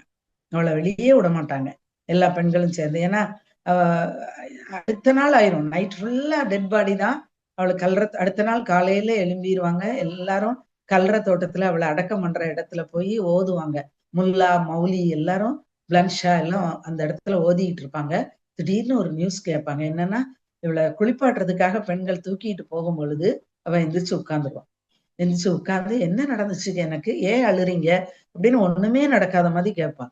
இன்னும் பயந்து போய் பெண்கள்லாம் ஓடி நிறைய பேர் விழுந்துருவாங்க. சிலர்லாம் அப்படி தலையில அடிபட்டுரும், அந்த அளவுக்கு செவத்துல போய் மோதிடுவாங்க. பயந்து போய் அவ உட்காந்து பேச ஆரம்பிச்சிருவான். குல்ஷானையும் திறந்து விட்டுருவாங்க. அப்ப வந்து மௌலி வந்து கேட்பாரு தலைவர், என்ன பாஜி உனக்கு என்ன நடந்துச்சு, நீ சொல்லுமா அப்படின்னு சொன்னோடனே அவர் சொல்லுவாரு, அவளுக்கு ஆக்சுவலா பேபி பர்த்ல 7 மந்த்ஸா இருக்கும்போது அபார்ஷன் ஆகி ஹை ப்ளீட் ஆகிதான் அவன் மரித்திருப்பான். டாக்டர்மா பக்கத்துல இருக்காங்க, நான் மறிக்கவே இல்லை அப்படிம்பா. இல்லம்மா நீ மறிச்சிட்டா, எங்க எல்லாருக்கும் தெரியும், உனக்கு 1 டே ஆயிட்டு நீ மரித்து. இல்ல நான் மறிக்கல, நான் கண்ணை மூடி இருந்தேன், அப்ப எனக்கு ஒரு சொப்பனம் மட்டும்தான் கேட்டுச்சு, அதுல வந்து ஒரு பெரிய ஏணி தெரிஞ்சிச்சு, ஏணில ஏறி போய்கிட்டே இருந்தேன். அந்த ஏணியில மேல ஒரு வெள்ளை அங்கி தரித்த ஒரு மனிதர் இருந்தார். அவர் தலையில கோல்டன் கலர்ல நல்ல கிரீடம் இருந்துச்சு. அவர் சொன்னாரு, உனக்கு இன்னும் டைம் இருக்கு, நீ கொஞ்சம் இறங்கி போ, இப்போ இங்க வர வேண்டாம், இன்னும் கொஞ்ச நாள் கழிச்சு நான் உன்னை அழைத்துக் கொள்வேன்னு சொன்னாரு. அதனால நான் இறங்கி வந்துட்டேன் அப்படின்னு சொன்ன உடனே ஆச்சரியமா இருக்கும். இயேசுதான் அவளுக்கு சுகம் கொடுத்தாருன்னு எல்லாருக்கும் தெரியுது, உயிர் கொடுத்தாருன்னு. அதனால ஆனா அவங்க அதை சொல்றதுக்கு யாருக்கும் விருப்பம். ஆனா பிளன்ஷாக்கு ரொம்ப சந்தோஷம், அவ மரித்தவாள் உயிர் எடுத்தாள்னு, மனைவி வச்சு பிழைச்சுக்கிட்டாள்னு. அடுத்த ஒரு 5 டேஸ் அவ அங்கேயே இருந்து 2 பேரும் சேர்ந்து நல்லா பைபிள் வாசித்து ஜெபம் பண்ணுவாங்க. பிளன்ஷா எந்த ஒரு எதிர்ப்பும் தெரிவிக்க மாட்டாரு, ரொம்ப சந்தோஷமா இருப்பாங்க. 5 டேஸ்க்குள்ள இவ ரிட்டர்ன் பண்ணணும். அந்த ஸ்கூல்ல 2 நாள் தான் லீவ் எடுத்துட்டு வந்திருப்பா. உடனே அங்க போவா. போனா அந்த ஸ்கூல்ல வந்து சொல்லிடுவாங்க, 5 டேஸ் நீ வந்ததுனால லீவ் எடுத்ததுனால உனக்கு வந்து இங்க அலோவ் பண்ண மாட்டோம்னு அவளை அனுப்பிடுவாங்க. அவ எதுவுமே அவளுக்கு தரமாட்டாங்க ரிட்டர்ன் பண்ண, அவளுடைய ட்ரெஸ் எதையும். அதனால அவ ரோட்ல வந்து நிப்பா. அப்ப ஆண்டவரே நான் என்ன செய்யன்னு கேட்பா. நீ கூர்ஜரத்துக்கு திரும்பி போ அப்படின்னு ஆண்டவர் பேசுவாரு, சத்தம் கேட்கும். உடனே அக்கா வீட்டுக்கு திருப்பி வருவா. அவளுடைய அக்கா அனிஸ்க்கு ரொம்ப சந்தோஷம், அவளை கட்டி பிடிச்சுக்கிடுவா. குல்ஷான் எனக்கு நீ பைபிளை டீச் பண்ணுங்கிறதுக்கு தான் ஆண்டவர் நான் அனுப்பியிருக்காருன்னு 2-3 மாசம் அவங்க வீட்டிலேயே இருப்பா. ரொம்ப அழகா பைபிள் 2 பேரும் படிப்பாங்க. பிளன்ஷாவும் ஒன்னும் சொல்ல மாட்டான்.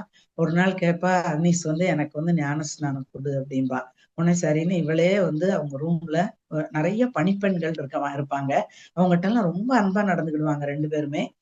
அவங்க அந்த இடத்துல தண்ணி வெந்நி நிரப்பி அதுல வந்து அனீஸை வந்து இவளே ஞானஸ்நானம் கொடுத்துருவான். பிதா குமாரன் பரிசுத்தாவின் நாமத்தினால உனக்கு ஞானஸ்நானம் கொடுக்குறேன்னு அவளை முக்கிய எடுத்த உடனே அவளுக்கு ரொம்ப சந்தோஷமாயிரும். ஆனா அந்த பெண்கள் எல்லாம் போய் பிளன்ஷாட்ட சொல்லுவாங்க, ஞானஸ்நானம் எடுத்துட்டா அப்படின்னு. உடனே பிளன்ஷா கொஞ்சம் ரொம்ப அப்செட் ஆயிருமா. அதனால ஒரு நாள் அவட்ட ஆர்கியூ பண்ணுவான், சிலுவையில மரத்துல தொங்கினவன் எல்லாம் சபிக்கப்பட்டவன்னு உங்க பைபிள்லே போட்டிருக்கு, அப்ப மரத்துல தொங்கி மரித்த ஒருத்தன் எப்படி ஜீவனை கொடுக்க முடியும் அப்படின்னு கேட்பாரு. உடனே இவ சொல்லுவா, சிலுவையை பற்றிய உபதேசம் கெட்டு போகிறவர்களுக்கு பைத்தியமா இருக்கும் அப்படின்னு சொல்லுவா. அதுக்கப்புறம் நல்லா ஆர்கியூ பண்ணாரு, உலகத்துல எங்கேயும் ஏசு கிறிஸ்துங்கிற நாமமே அல்லாமல் ரட்சிக்கப்படுவதற்கு வேற நாமம் கிடையாதுன்னு கிளீனா அவ பைபிள் வார்த்தை சொல்லிட்டே இருப்பா. ரொம்ப அழகா கேட்டுட்டே இருப்பாரு. திடீர்னு சொல்லுவாரு, ஓஹோ நீ என் வீட்டுல இருந்துட்டு என்னையும் நீ வந்து கிறிஸ்தவன் ஆக்க பாக்குறியா, ஓடிப்போ, இன்னைக்கு இந்த நிமிஷமே என் வீட்டை விட்டு ஓடிப்போன்னு திடீர்னு விரட்டிப்பார். நம்பவே முடியாது. பிளன்ஷா வந்து ஆனிஸ வந்து டைவர்ஸ் கூட பண்ணிடுவாரு. அந்த மாதிரி ஒரு பயமான ஒரு கண்டிஷன்ல இருக்கு. அதனால இவ உடனே கிளம்பிடுவா.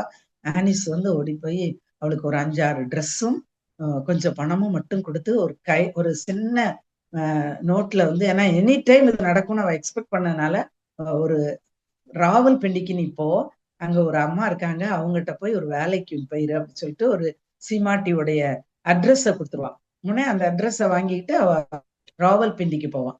ராவல்பிண்டியில போய் கரெக்டா அந்த அட்ரஸ பார்த்து போய் காலிங் பெல் அடிப்பா. கதவு திறக்கப்படும். அந்த அம்மா வருவாங்க. அவங்க வந்து அவளை வந்து அந்த வரவேற்பறையில உட்கார வச்சு பேசுவாங்க. ஆமா நீ எப்படி, நீ முஸ்லீம் தானே, ஏன் பர்கா போடாம வந்தா அப்படின்னு கேட்பாரு. உடனே அவ வந்து, நான் பர்கா போடாம வந்தான்னு கேட்கீங்களே, உனக்கு கையும் காலும் கிடையாது, எப்படி நீ நடந்து வந்தான்னு ஏன் கேட்கல அப்படின்னு. உடனே ஆமா வா அப்படின்னு சொல்லிட்டு ரூம்ல, ஏன்னா சர்வன்ஸ் எல்லாம் பார்க்க கூடாதுன்னு அவளை ரூம்ல கூட்டிட்டு போய், யாரு எந்த டாக்டர் உனக்கு இவ்வளவு அழகா சர்ஜரி பண்ணான்னு கேட்பாரு அந்த அம்மா. உடனே கேட்ட உடனே அவ சொல்லுவா, திமிர்வாதக்காரனை ஆண்டவர் சுகமாக்கணும், பைபிள்ல அந்த இன்சிடென்ட் எடுத்து கொடுப்பா. கொடுத்து வாசிங்க, வாசிங்க, இது ஜீவன் உள்ள புத்தகம். அப்படியே இந்த பாம்பை தொடுற மாதிரி அப்படியே அருவருப்பா அதை தொட்டு, நீயே வாசி அப்படின்னு கொடுத்துட்டு, சரி நீ ஏன் இஸ்லாம் விட்டு வந்தா அப்படின்னே ஆர்கியூ பண்ணுவாங்க. நான் உனக்கு வேலை வாங்கி கொடுக்குறேன், ஆனா நீ வந்து உங்க அண்ணன்மார்கிட்ட போக இஷ்டம் இல்லைன்னா பரவாயில்ல, எங்க குடும்பத்திலே இருந்துக்கன்னு. அவ ஹஸ்பண்ட் வந்து பாகிஸ்தான் கவர்மெண்ட்ல ஒரு பெரிய ஆபீசர். இந்த அம்மா நிறைய கிளப்ஸ்ல இருக்கிறாங்க, விமன்ஸ் உடைய பெண்கள் முன்னேற்றத்துக்கான நிறைய அசோசியேஷன்ஸ்ல இவங்க வந்து பிரசிடென்டா இருக்காங்க. அதனாலதான் இவங்க நம்பரை கொடுத்து அவ அனுப்பியிருக்கா, அட்ரஸ் கொடுத்து. ஆனா இந்த அம்மாவுக்கு வந்து இஸ்லாமை விட்டு போனதுல பயங்கர அப்செட் ஆயிடுவாங்க. அவரும் அடுத்த நாள் ஆர்கியூ பண்ணி பார்ப்பாரு. ஆனா ரொம்ப ஜென்டிலா பேசுவாரு.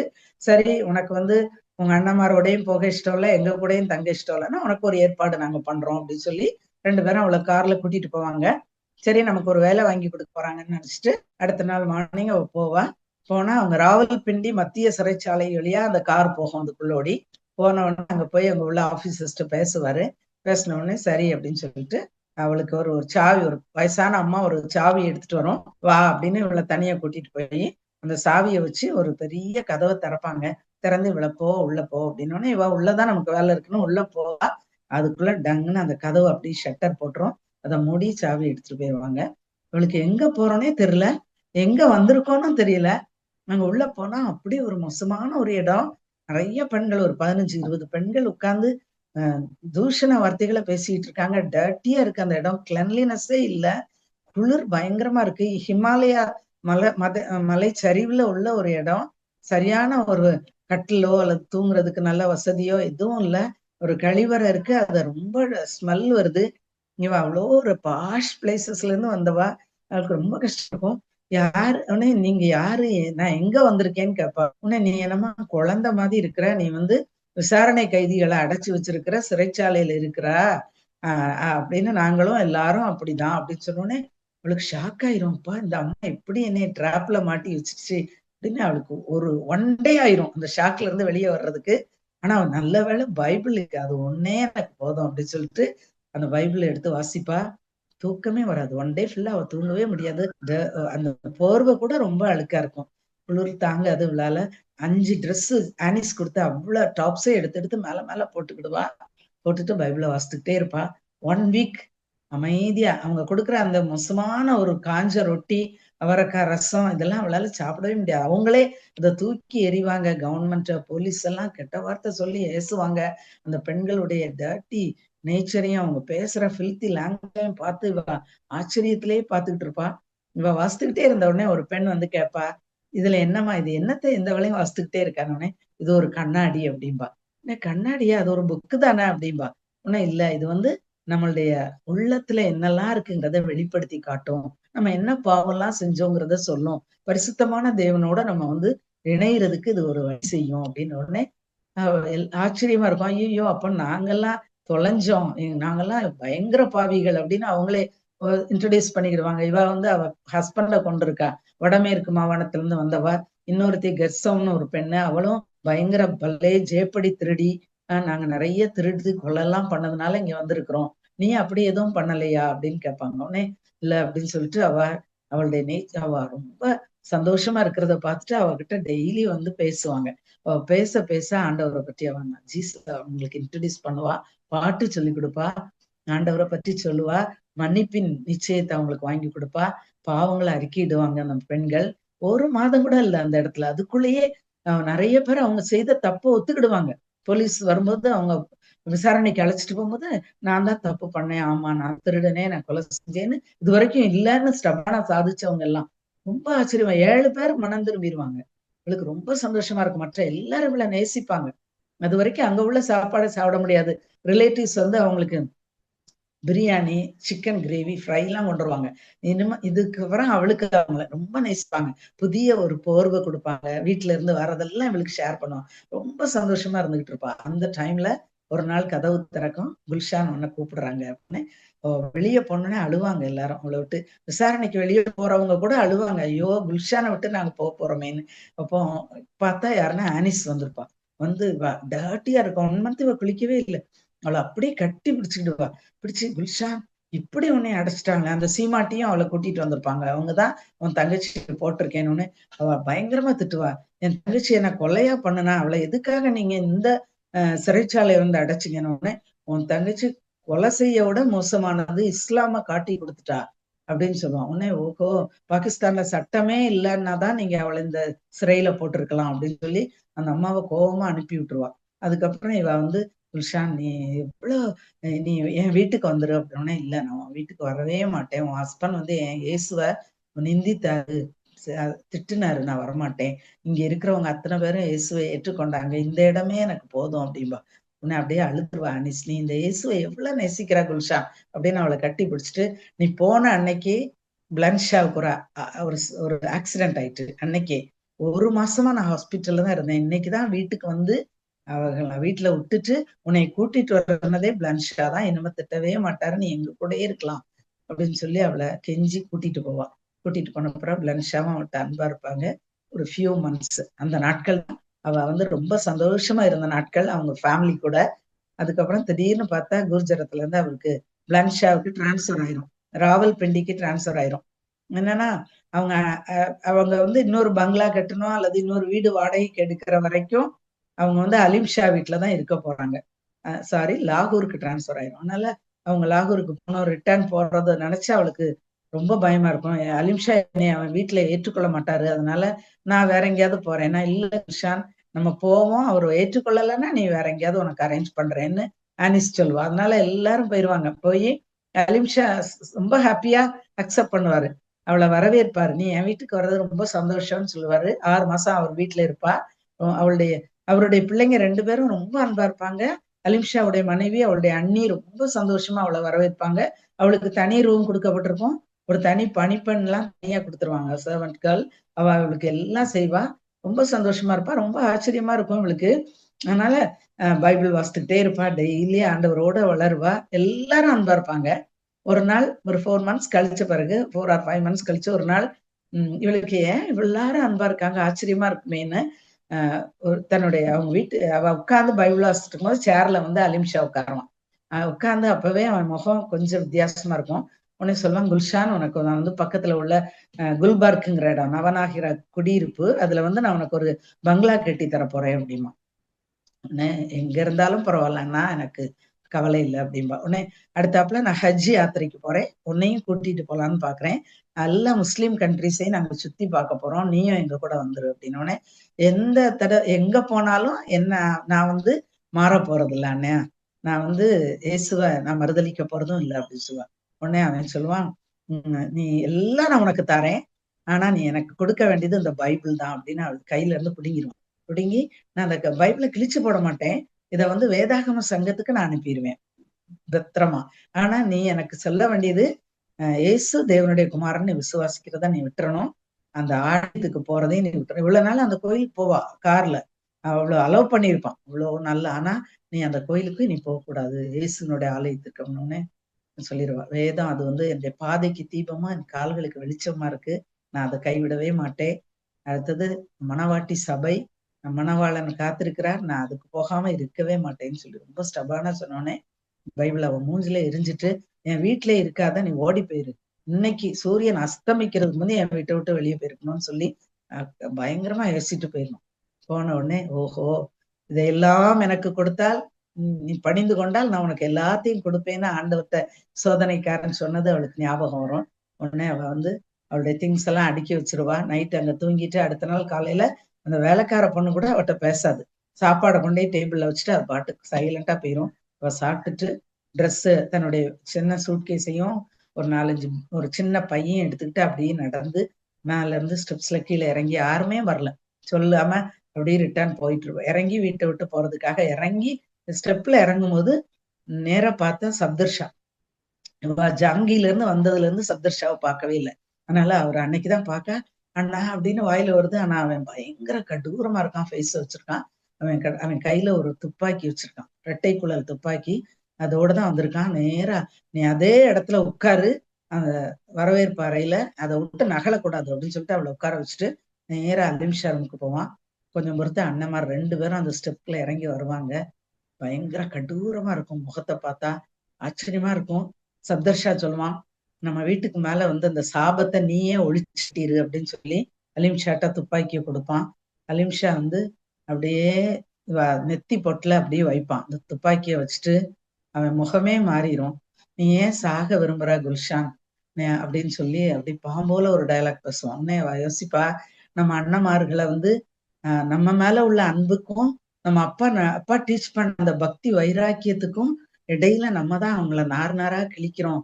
இந்த சர்ச்சையில அவங்க அவ்வளோ கிழிக்கப்படுறாங்கன்னு அவளுக்கு தெரியுது. ஆனா இயேசுவ அவளால விட்டு கொடுக்க முடியாது. அதனால சுடுங்கள் அண்ணா, தைரியமா சுடுங்க. மரித்த எல்லாருமே ஒரு நாள் பிறந்த எல்லாரும் ஒரு நாள் மரிக்க வேண்டும் என்று குர்ஆன்ல சொல்லப்பட்டிருக்குது. ஆனா என்னுடைய வேதத்துல என்னை விசுவாசிக்கிறவன் மரித்தாலும் பிழைப்பான் அப்படின்னு போட்டிருக்குன்னு சொன்னதுதான். அந்த துப்பாக்கி அப்படியே கீழே விழுந்துரும். அவனால ஷூட் பண்ண முடியாது. 2 பேரும் சேர்ந்து அவளை கைய வச்சு தள்ளி வீட்டை விட்டு வெளியே ஃப்ரண்ட் கேட் வழியா அனுப்பிடுவாங்க. அனுப்புனா அதே மாதிரி அவளுக்கு நடுங்கும் கால்லாம். எங்க போகன்னு தெரியல. அப்படியே ரோட்ல நிப்பா. 2 சூட்கேஸை எடுத்துக்கிட்டு பேக்கையும் ரோட்ல வந்து நின்றவ அப்படியே என்ன செய்யணும்னு தெரியல. பிதாவே வழிகாட்டும் அப்படின்னு ஜெபம் பண்ணிட்டு அப்படியே நிப்பா. கண்ணுல கண்ணீரா வந்துகிட்டு இருக்கும். அவளுடைய வீட்டுடைய கதவுகள் எல்லாம் பெர்மனண்டா அடைக்கப்பட்டுட்டு நம்ம யார்கிட்டையும் போக முடியாது. அப்போ ஆண்டவர் அவளுக்கு ஒரு ஞாபகப்படுத்துவாரு. ஜான் இம்மானுவேல் அப்படிங்கிற ஒரு தோட்டக்காரர் அவர் வீட்டுக்கு மதீனா காலனியில இருக்கு அப்படின்னு. உடனே அந்த டைரக்ஷன் நோக்கி போவா. பஸ்ல ஏறி இன்னும் திருப்பி ஒரு ரிக்ஷா வச்சு நிறைய டிராவல் பண்ணி தான் போனோம். அங்க போனா சின்ன வீடு, ரொம்ப சின்ன வீடு. ஒரே ஒரு ரூமும் தாழ்வாரமும். ஆனா இந்த பமீலாங்கிறதா அவருடைய மனைவி. அவ வந்து கட்டி பிடிச்சிடுவா. குல்ஷான், நீ எங்கிட்ட வந்தது ரொம்ப சந்தோஷம். கொஞ்சம் பொறுத்து ஜான் இமானுவேல் வருவாரு சைக்கிள்ல. அவர் வந்து சொல்லுவாரு, நான் உனக்கு ஒரு அண்ணன் இனிமேன்னு. அப்ப அவளுக்கு ரொம்ப சந்தோஷமா இருக்கும். என்னுடைய அண்ணன்மார்கள் 2 பேரும் கைவிட்டாலும் எனக்கு ஒரு அண்ணன் இருக்கிறாரு அப்படின்னு.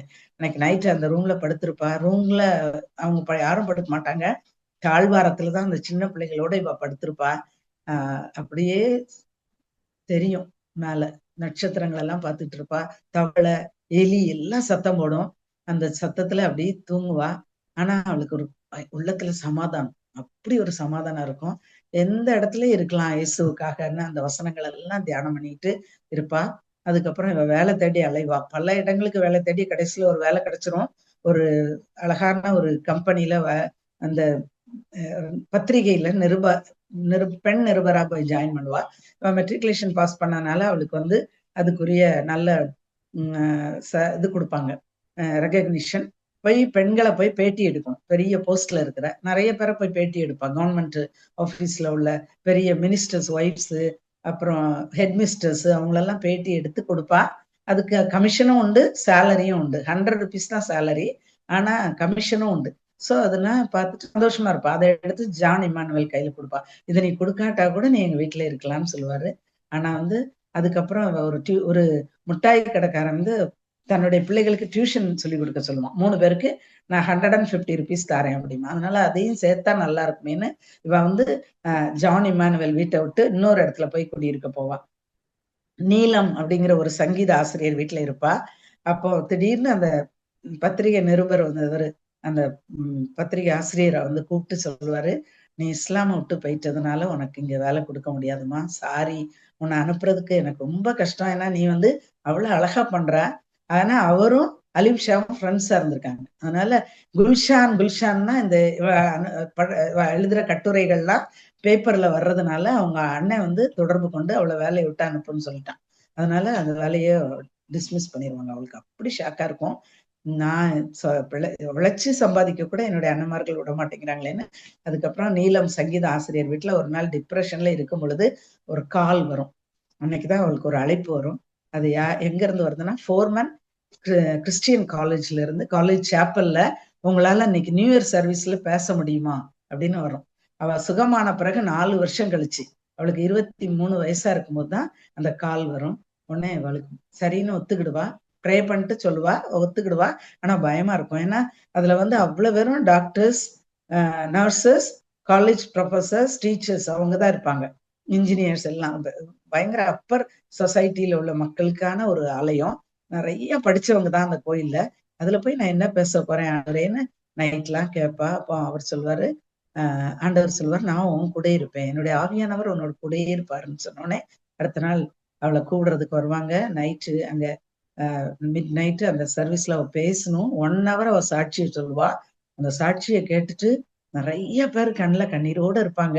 முடிஞ்சு போனோடனே ஃபர்ஸ்ட் டைம் அவ லைஃப்ல நிறைய பேர் வந்து அவளை பிடிச்சு கட்டி தழுவிக்கிடுவாங்க. சிலர் வந்து, நீங்க இவ்வளவு நாளும் தனியா கஷ்டப்பட்டீங்க, இனிமே எங்க வீட்டுக்கு வாங்க, அடைக்கலாம் தரோம், எவ்வளவு நாள்னாலும் எங்க வீட்டுல ஸ்டே பண்ணலான்னு நிறைய டாக்டர்ஸ் எல்லாம் ப்ரொஃபசர்ஸ் எல்லாம் சொல்லுவாங்க. சிலர் வந்து அவளுக்கு வந்து பணம் கொடுப்பாங்க, சிலர் வந்து அவங்க அட்ரஸ் எழுதி கொடுப்பாங்க. எனி டைம் எங்க வீடு உங்களுக்கு ஓப்பனா இருக்கு அப்படின்னு. ஃபர்ஸ்ட் டைம் சகோதரர்களையும் சகோதரிகளையும் நூறத்தனையா பெற்றுக்கொள்வீங்கன்னு ஆண்டவர் சொன்னது அவளுக்கு ஞாபகம் வரும். ரொம்ப சந்தோஷமா இருக்கும். அன்னைக்கே அவ புக் ஆயிடுவா. நிறைய மீட்டிங்ஸ்ல வாலிப பெண்களுக்கு பேசணும், தாய்மார்கள் ஐக்கிய சங்கத்துல பேசணும், இன்னும் நிறைய கேம்ப், சம்மர் கேம்ப் எல்லாத்துலயும் பேசுறதுக்கு ஆண்டவர் அவளுக்கு இஷ்டம் கொடுப்பாரு. பைபிள் அப்படி தரவா இருப்பா.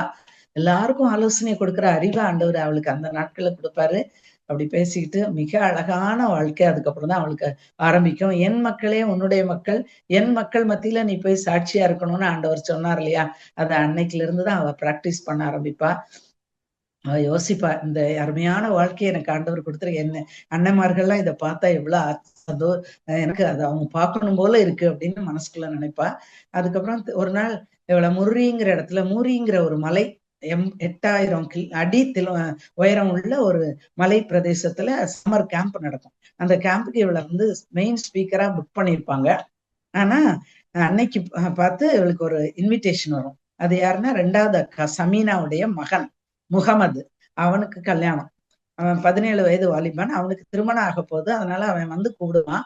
2 முறை வருவான். முதல் முறை முடியாதுன்னு சொல்லி அனுப்பிடுவான். 2வது முறை யமஹா பைக்ல வந்து இறங்கி, சித்தி நீங்க வராட்டா என் கல்யாணமே நடக்காதுன்னு அம்மா சொல்றாங்க, அதனால தயவு செய்து வாங்க சித்தி, உங்களை எப்படியாவது நாங்க முர்ரி அன்னைக்கே அவ போனோம், ராவல்பிண்டிக்கு போய் அங்கிருந்து மற்றவங்களோட சேர்ந்து அந்த மலைக்கு போனோம்.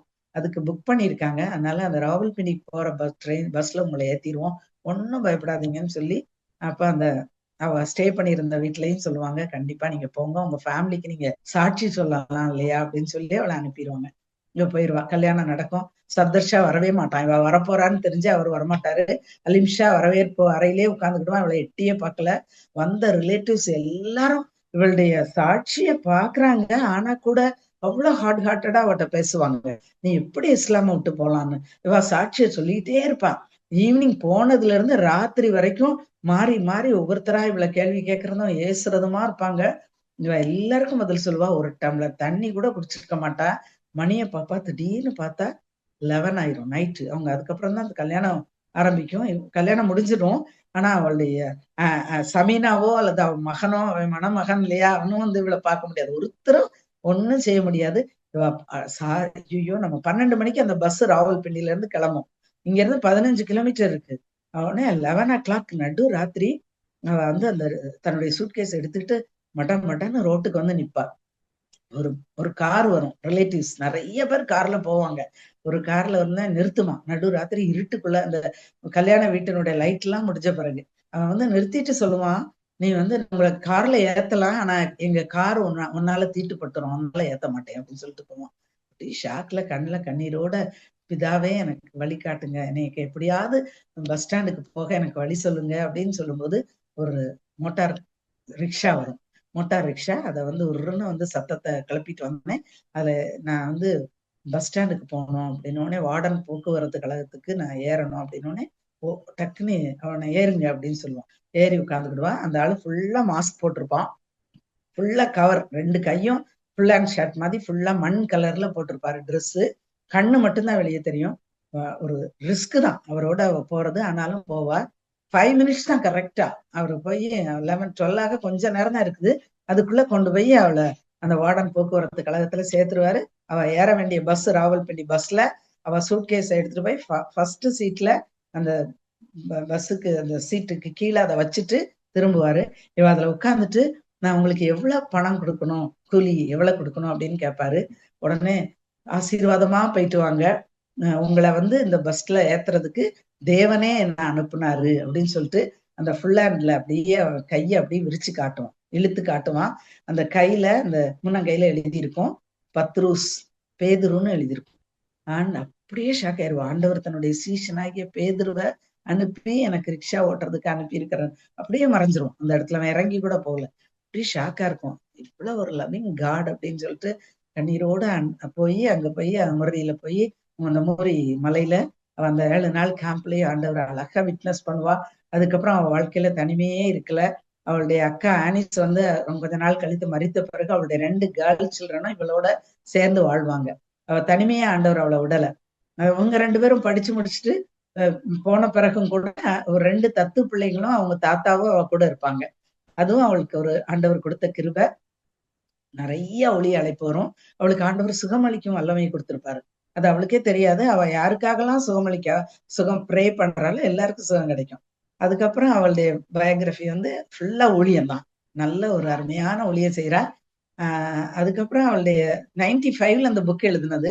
அதனால நான் அவளுடைய லேட்டர் டேஸ படிக்கிறதுக்காக நான் இந்த கூகுள்ல சர்ச் பண்ணும்போது அதுல வந்து அவளுடைய கடைசி ஃபியூனரல்னு போட்டிருந்தது. அதை நான் பார்த்தேன். லண்டன்ல 70 இயர்ஸ்ல அவ மரிக்கிறா. அவ பிறந்தது 1952.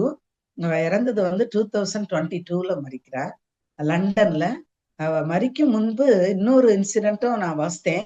அது என்னன்னா, அவளுடைய ஆனிஸோடைய பேரன் ஒருத்தன், அந்த மகளுடைய பையன், அவன் வாலிபனா இருக்கான். இவ சிக்கா ஐசியூல இருக்கிறா அப்படின்னு கேள்விப்பட்டு அவன் ஓடி வருவான். ஓடி வந்து ஸ்பெஷல் பெர்மிஷன்ல லண்டன்ல வந்து உள்ள போய் சித்தி இல்ல பாட்டி நினைக்கிறேன் இல்லையா, பாட்டி தான், நான் வந்திருக்கிறேன் அப்படின்னு சொல்லுவான். அப்போ அவன் சொல்லும்போது அவ வந்து ரொம்ப நினைவுல இருக்க மாட்டா. நான் திருப்பி ஒரே இதை சொல்லிட்டு இருப்பா. 2 தீமோத்தேயு 4:7 2 தடவை சொல்லுவா. 2 தீமோத்தேயு 4:7 அதை வாசித்து பார்த்தா என்னன்னா, நல்ல போராட்டத்தை போராடினேன், ஓட்டத்தை முடித்தேன், விசுவாசத்தை காத்துக்கொண்டேன், இது முதல் நீதியின் கிரீடம் எனக்காக கொடுக்கப்பட்டிருக்கிறது, எனக்கு மாத்திரமல்ல அவருடைய பிரசன்னமாகுதலை விரும்புகிற யாருக்கும் அதை கொடுப்பார். இதை வாசித்துட்டு ரொம்ப சந்தோஷப்படுவான். பரவாயில்ல, நம்மளுடைய குல்ஷான் பாட்டிமா வந்து ஆண்டவருக்குள்ள இருக்கிறாங்க அப்படின்னு அவன் போயிடுவான். மரித்த பிறகு அழகான ஒரு நிறைய மொழிகள்ல எல்லாம் ஒயிட் ட்ரெஸ் போட்டு ரொம்ப அழகா, ஒயிட் சேரியட்ல 2 ஒயிட் ஹார்ஸ், ஒயிட் காஃபின் பாக்ஸ்ல இவங்களும் ஒயிட் ட்ரெஸ் போட்டு அவங்கள வந்து அடக்கம் பண்றாங்க. ரொம்ப அழகான ஒரு ஃபியூனரல் 2022 நடக்குது. அப்ப அவங்க நல்ல போராட்டத்தை போராடி ஓட்டத்தை முடிச்சிருக்காங்க. அவங்களுக்கு மாத்திரம் இல்ல, நம்ம வந்து இன்னைக்கு யாரெல்லாம் ஆண்டவரை உண்மையா பின்பற்றுறோமோ நமக்கும் அதே நீதியின் கிரீடம் வைக்கப்பட்டிருக்குது. அவங்க வந்து பொய் தெய்வங்களை கும்பிடுறவங்க எல்லாரும் அவ்வளோ வைராக்கியமா கும்பிடுறாங்க, வைராக்கியம் பாராட்டுறாங்க. ஆனா உண்மை தெய்வத்தை வழிபடுகிற நாம் வந்து அந்த வைராக்கியம் பாராட்டுறதே இல்லை. நம்ம தேவனுக்கு பயப்படுறது இல்லை, தேவனுடைய கற்பனைகளை கை கொள்றது இல்லை. ஆனா அவங்க நடுங்குறாங்க தெய்வத்தை அப்படி 5 கடமைகளையும். அதனால நம்மளும் நம்ம தேவனை மகிழ்ச்சியாக்கணும், வருகையில நம்ம காணப்படணும். நமக்கும் ஆண்டவர் ஒரு நீதியின் கிரீடத்தை குல்ஷான மதிய கொடுத்திருக்கிறார். நன்றி.